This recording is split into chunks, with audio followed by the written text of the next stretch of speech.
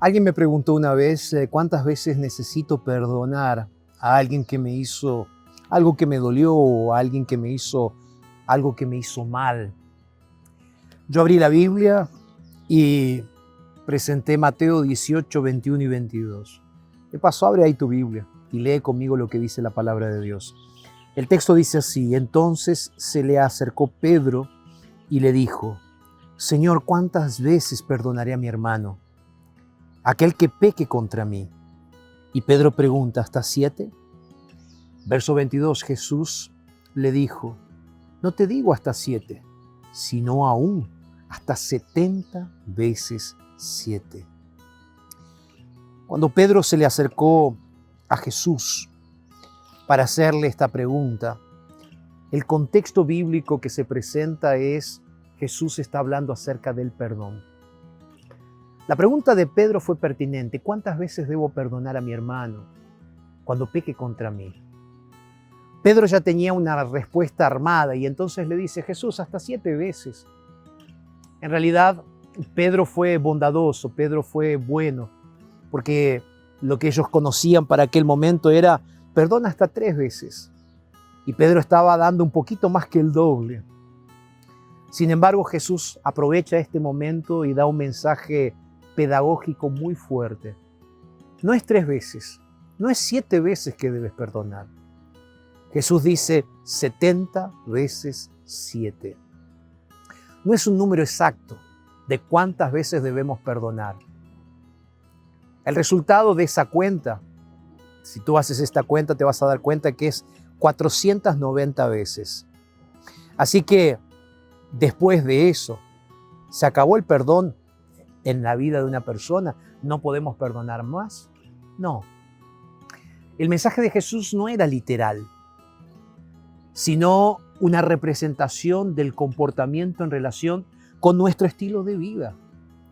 Lo que Jesús estaba enseñando acerca del perdón es algo que está presente en el camino del cristianismo y debe estar presente en nuestra forma de vivir, en nuestra vida cotidiana. Porque este mundo está lleno de pecado. ¿Quién no ha sido herido o lastimado alguna vez? En nuestro caminar tenemos cicatrices de todos los tamaños. Pero el problema no son las marcas, son las heridas abiertas que insisten en no sanar. El dolor en un pasado sin perdón es dolor en el presente. El hecho que abrió la herida en el corazón puede haber sido hace años, pero como no se cerró, no liberó el perdón. Esta situación se arrastra cada día en la vida de una persona hasta el presente. Es por eso que hay muchas personas que son perseguidas por su pasado y por la falta de perdón. Es que perdonar significa olvidar. Ahora, ese olvidar no es tener amnesia, es liberar el perdón, es dedicarnos a pensar en darle la oportunidad a las otras personas, es aprender a olvidarnos del sufrimiento del pasado y concentrarnos en la restauración del futuro, en la cura del futuro. Por eso el perdón no está en el terreno de los sentimientos, sino en el terreno de la decisión. Aprender a decidir perdonar. No es encender un interruptor y parece que el perdón se viene de repente. Es un proceso que comienza con una decisión y comienza con un milagro de Dios. El perdón no le da la razón a la otra persona, ni a ti una omisión, sino que el perdón libera.